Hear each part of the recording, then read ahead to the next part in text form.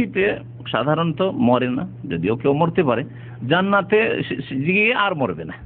দুনিয়াতে হয়তো কেউ খুশিতে মরে যেতে পারে, এমন খুশি হলে মরে যেতে পারে, অনেকে দুঃখে মরে যেতে পারে হার্ট অ্যাটাক করে, কিন্তু জাহান্নামে জান্নাতে এটা হবে না। নবী করিম সাল্লাল্লাহু আলাইহি ওয়াসাল্লাম বলছেন যে ফালাউ আন্না আহাদান মাতা ফারাহান লা মাতা আহলুল জান্নাহ, যদি কেউ খুশি হয়ে মরার থাকতো তাহলে জান্নাতীরা এত খুশি হবে যে খুশিতে মরে যেত।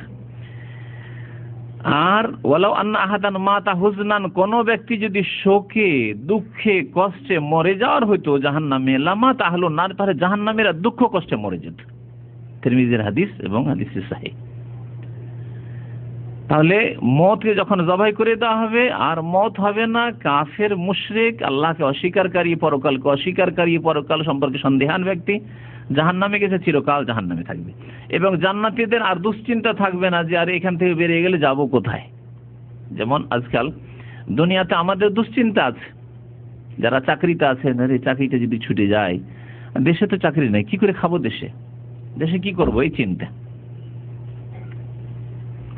দেশে এই চিন্তা চলে গেল। এইরকমই কারো যদি কোনো সমস্যা থাকে, কাজকর্মের ক্ষেত্রে সমস্যা থাকে, তাহলে সেই সমস্যায় মানুষ দুশ্চিন্তা করে যে এরপরে হবে কি, তাহলে আমার যদি একামা রিনওয়াল না হয়, আমার যদি একামাটা ট্রান্সফার না হয়, তাহলে হবে কি, দুশ্চিন্তায় তাহলে দেশে চলে যেতে হবে।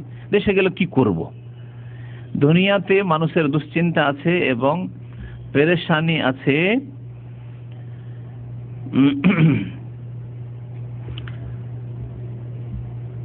আর দুনিয়াতে পেরেশানি হতে পারে, কিন্তু জান্নাতে গিয়ে আর কোনো পেরেশানি নেই। জান্নাতেও যদি এইরকম আশঙ্কা থাকতো তো জান্নাতে গিয়ে অশান্তি হতো, জান্নাতে গিয়েও শান্তি থাকতো না। যেমন আমরা চাকরিতে থাকলেও, কাজকর্মে থাকলেও, পয়সা ইনকাম হতে আছে, তার ভবিষ্যতের কথা চিন্তা করে অনেকে পেরেশান হয়ে যাচ্ছে, অনেকে আগামী টেনশনে পেরেশান হয়ে যাচ্ছে। জান্নাতে এই টেনশন থাকবে না, সেই জন্য মতকে জবাই করে দেওয়া হবে। মতকে জবাইয়ের পরে আর কোনো চিন্তা থাকবে না যে কোনোদিন মত হইতে পারে, অথবা এই নিয়ামত ছিনিয়ে নেওয়া হইতে পারে। জাহান্নামে চিরকাল থাকার আরেকটি কারণ হচ্ছে আল্লাহ পাক যা ফরজ করেছেন বান্দার উপর, যা ওয়াজিব করেছেন তা আদায় করাই গাফিলতি করা, আদায় না করা। যদি আল্লাহ পাক যা ফরজ করেছেন আদায় না করে এবং এই ক্ষেত্রে সন্দিহান থাকে, এই ক্ষেত্রে অস্বীকার থাকে, তাহলে চিরকাল জাহান্নামে থাকতে হবে, চিরকাল জাহান্নামে থাকতে হবে। যেমন আল্লাহ পাক রব্বুল আলামিন নামাজ সম্পর্কে কোরআনে কারীমে বলেছেন, আর নামাজ হচ্ছে তাওহীদের পরে, আল্লাহর একত্বের পরে, কালিমার পরে সবচেয়ে বড় ফরজ। মহান আল্লাহ ইরশাদ করে সূরাতুল মুদ্দাসসিরে, ফি জান্নাতি ইয়াতাসাআলুনা আনিল মুজরিমিনা মা সালাকাকুম ফি সাকার, জান্নাতে জান্নাতীরা যাওয়ার পরে জিজ্ঞাসা করবে অপরাধীদের সম্পর্কে, পাপীদের সম্পর্কে যে তোমরা জাহান্নামী কেন। মা সালাকাকুম ফি সাকার ক্বালু লাম নাকু মিনাল মুসাল্লিন, তারা বলবে যে আমরা নামাজ পড়তাম না। তাহলে জাহান্নামে চিরকাল থাকার একটি কারণ হচ্ছে যে ফরজ ওয়াজিবে আদায় করায় এমন গাফিলতি যে কোনো ভ্রুক্ষেপে নেই, ভ্রুক্ষেপে নেই। বিশেষ করে নামাজের ব্যাপারটি তো আরো অনেক আইম্মায়ে কেরামদের মত, ওলামায়ে কেরামদের মত যে নামাজ ছেড়ে দিলেই কুফরি হয়ে যায়। আর যারা বলছেন নামাজ ছেড়ে দিলে বড় কুফরি হয় না, তাদের কাছেও মনে রাখবেন নামাজে যাদের একেবারে গাফিলতি, ওই সপ্তাহে একদিন জুমা পড়ে, যারা বলছেন যে নামাজ ছাড়লে কাফের হয় না, তাদের কাছে এইরকম গাফিল লোক যারা নামাজ, যাদের কাছে কোনো মূল্য রাখে না, সপ্তাহে একদিন জুমা পড়া মুসলমান, মাঝে মধ্যে কখনো সময় সুযোগ হলে পড়ে নিলাম নামাজ, আর না হয় নামাজ পড়ে না, তাদের কাছে এই রকমের পাপ জাহান্নামে চিরকাল থাকার কারণ। কারণ এই ব্যক্তি আল্লাহর ভয়ে নামাজ পড়ে না। আল্লাহর ভয়ে যদি নামাজ পড়তো, যে মাঝে মাঝে নামাজ পড়ে, কখনো পড়ে নিল, আল্লাহর ভয়ে যদি নামাজ পড়তো, আল্লাহ পাক যেভাবে ফরজ করেছেন অবশ্যই আদায় করতো। অন্তরে ভয় হতো যে হাই আমি যে নামাজ এক ওয়াক্ত ছেড়ে দিলাম, আমার কি হবে, অন্তরে ভয় হতো। অন্তরে ভয় নেই আসলে। এই জন্য এই নামাজ, এইরকমই যাকাত, এইরকমই যে সব ফরজ ওয়াজিবাত রয়েছে শরীয়তের, রোজা, হজ, এগুলি ছেড়ে দেওয়া, আদায় না করা, কোনো ভ্রুক্ষেপ না করা, এটি হচ্ছে জাহান্নামে চিরকাল থাকার একটি কারণ। ক্বালু লাম নাকু মিনাল মুসাল্লিন ওয়া লাম নাকু নুত'ইমুল মিসকিন, আমরা মিসকিনকে খাওয়াইতাম না, যাকাত দিতাম না। তাহলে নামাজ না পড়া, যাকাত না দেওয়া, এগুলি হচ্ছে জাহান্নামে চিরকাল থাকার কারণ। জাহান্নামে চিরকাল থাকার আরেকটি কারণ হচ্ছে যে মালিকদের, নেতাদের অন্ধ আনুগত্য করা। মালিক মানে এই নয় যে আপনার শুধু কর্মক্ষেত্রের মালিক, মালিক মানে আপনার নেতা।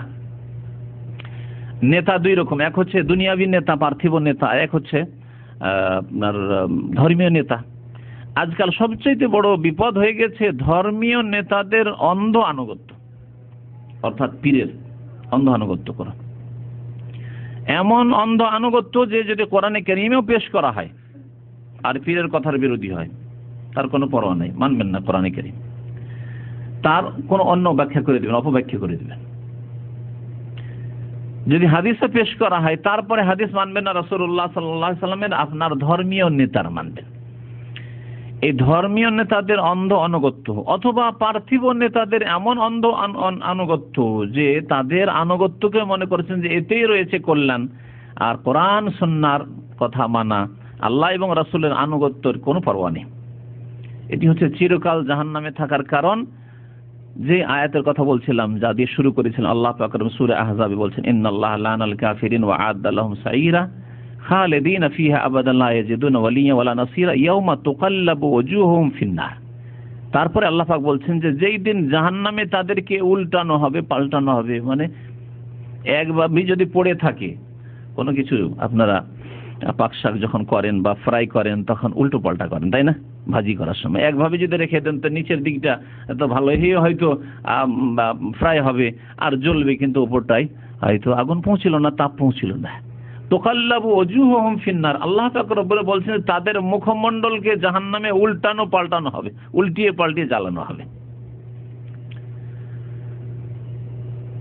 ইয়াওমা তুকাল্লাবু ওয়ুজুহুহুম ফিন-নার ইয়াকুলুনা ইয়া লাইতানা আতানা আল্লাহ ওয়া আতানা রাসূলা।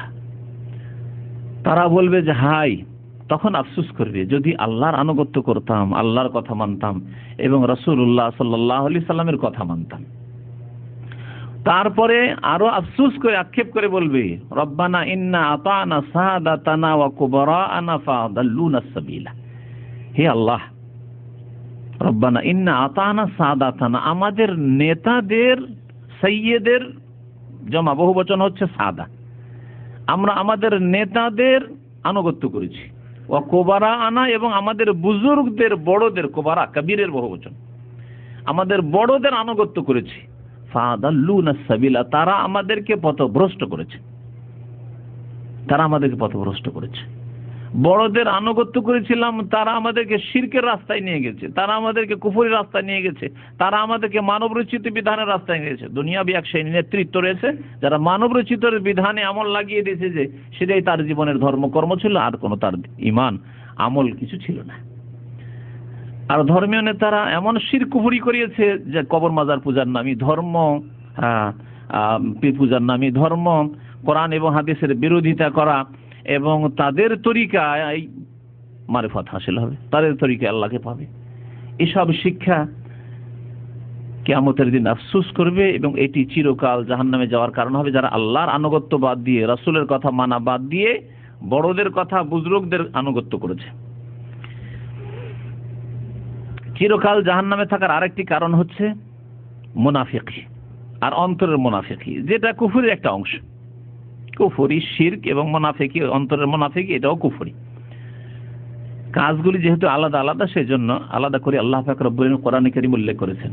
আল্লাহ পাক ইরশাদ করেছেন, ওয়াদাল্লাহুল মুনাফিকিনা ওয়াল মুনাফিকাত ওয়াল কুফফারা নার জাহান্নাম। আল্লাহ পাক ওয়াদা করেছেন, ওয়াদা ভালো ওয়াদা হয় আর শাস্তির ওয়াদা হয়। আল্লাহ পাকের এই শাস্তির ওয়াদা, আল্লাহ বলছেন যে মুনাফিক পুরুষদের সাথে আমি ওয়াদা করেছি, মুনাফিক মহিলাদের সাথে ওয়াদা করেছি, যাদের অন্তরে বিশ্বাস নেই আল্লাহর প্রতি, পরকালের প্রতি, কিন্তু তারা প্রকাশ করে ঈমান, ইসলাম। ওয়াল কুফারা, এবং কাফেরদের সাথে আমি ওয়াদা করেছি নারা জাহান্নাম, জাহান্নামের আগুনের। খালিদিনা ফিহা, সেখানে তারা চিরকাল থাকবে। হিয়া হাসবুহুম, তাদের আযাবের জন্য, শাস্তির জন্য তাই যথেষ্ট হবে, জাহান্নামই যথেষ্ট হবে। ওয়া লাআনাহুমুল্লাহ, আল্লাহ পাকের লানত তাদের উপর হবে। ওয়া লাহুম আযাবুম মুকিম, এবং তাদের উপর চিরকালের আযাব হতে থাকবে। সূরা তাওবা আয়াত নম্বর 68। আল্লাহ পাক আরেকটি আয়াতে ইরশাদ করেছেন, ইন্নাল মুনাফিকিনা ফি দারকিল আসফালি মিনান নার। মুনাফিকরা জাহান্নামের সর্বনিম্ন স্তরে হবে, ওয়ালান তাজিদ লাহুম নাসীরা, এবং তাদের কোনো সাহায্যকারী পাবে না। জাহান্নামে চিরকাল থাকার আরেকটি কারণ হচ্ছে আল্লাহ এবং তার রাসূলের বিধানের সামনে অহংকার করা। অহংকার করা জাহান্নামে যাওয়ার কারণ। যদি আল্লাহর সামনে অহংকার করে, আল্লাহর ইবাদত বন্দেগীতে অহংকার করে, তাহলে চিরকাল জাহান্নামে থাকার কারণ। রাসূলুল্লাহ সাল্লাল্লাহু আলাইহি ওয়াসাল্লামের নিয়ে আসা আদর্শের সামনে অহংকার করে, তাহলে সেই ব্যক্তি চিরকাল জাহান্নামী। যেমন আজকাল অনেকে আছে মাটিতে সিজদা করা, মসজিদে এসে সিজদা করা, নামাজ পড়া এটাকে ছোট কাজ মনে করে। আমি এত শিক্ষিত মানুষ, আমি একজন ডক্টর, একজন ইঞ্জিনিয়ার, আমি একজন বিজ্ঞানী, আর আবার এই সিজদা করে, এই তুচ্ছ কাজ, এগুলো কে করে? এগুলো মোল্লাদের কাজ। এইরকম ধ্যান ধারণা যাদের আছে, এটা হচ্ছে আল্লাহর সামনে অহংকার। রাসূলুল্লাহ সাল্লাল্লাহু আলাইহি ওয়াসাল্লামের সামনে অহংকার। রাসূলুল্লাহ সাল্লাল্লাহু আলাইহি ওয়াসাল্লামের সহিহ হাদিসে যে বিধিবিধান রয়েছে সেগুলি মানতে অস্বীকার করা বা কষ্টবোধ করা, যে কোনো কারণে হোক না কেন। আল্লাহ এবং তার রাসূলের সামনে অহংকার হচ্ছে চিরকাল জাহান্নামে থাকার কারণ, আর মানুষের সামনে অহংকার দীর্ঘকাল জাহান্নামে থাকার কারণ। সেটিও জাহান্নামে যাওয়ার কারণ, কিন্তু দীর্ঘকাল জাহান্নামে থাকার কারণ। আল্লাহ পাক কোরআনে কারীমের সূরা আরাফের আয়াত নম্বর 36 এ ইরশাদ করেছেন, ওয়াল্লাযীনা কাযযাবু বিআয়াতিনা ওয়াস্তাকবারু আনহা, যারা আমার আয়াতগুলিকে মিথ্যা মনে করলো এবং তারা অহংকার করলো, কোরআনী বিধান মানতে অহংকার করে। উলাইকা আসহাবুন নার, এবং তারাই হচ্ছে জাহান্নামী, হুম ফিহা খালিদুন, সেখানে তারা চিরকাল থাকবে। যারা অহংকার করলো তারা জাহান্নামী এবং চিরকাল সেখানে বসবাস করবে। নবী করিম সাল্লাল্লাহু আলাইহি ওয়াসাল্লামের হাদিস আবু হুরায়রা রাদিয়াল্লাহু তাআলা আনহু বর্ণনা করেছেন, ক্বালা রাসূলুল্লাহ সাল্লাল্লাহু আলাইহি ওয়াসাল্লাম ইহতাজ্জাতিল জান্নাতু ওয়ান নার, একদিন জান্নাত এবং জাহান্নামের তর্ক বিতর্ক হয়। জান্নাত এবং জাহান্নামের তর্ক বিতর্ক হয়। জাহান্নাম কেমন করে কথা বলে, এর আগে বলা হয়েছে। জাহান্নাম কথা বলবে, জান্নাত জাহান্নাম আল্লাহ পাক কথা বলার তৌফিক দেন। ইহতাজ্জাতিল জান্নাতু ওয়ান নার, জান্নাত এবং জাহান্নামের একদিন বাদানুবাদ শুরু হলো, ঝগড়া শুরু হলো, তর্ক বিতর্ক। ফাকালাতিল জান্নাহ, জান্নাত বলল, জানো আমার মধ্যে কে থাকবে, আমার মধ্যে কে দাখিল হবে? ইয়াদখুলুনি দুআফা ওয়াল মাসাকিন, যারা দুর্বল, অসহায়, একবারে মিসকিন, দরিদ্র, গরীব, তারা দাখিল হবে। কিন্তু ওই মিসকিন যারা নামাজি মিসকিন, যারা আল্লাহ পাকের সামনে মিসকিন, যারা আল্লাহ পাক রব্বুল আলামিন ইবাদত বন্দেগী করেছে, আমাদের দেশের এক শ্রেণীর মিসকিন নাই যে খেতেও পায় না আর নামাজ রোজাও করে না, ওরা নাই।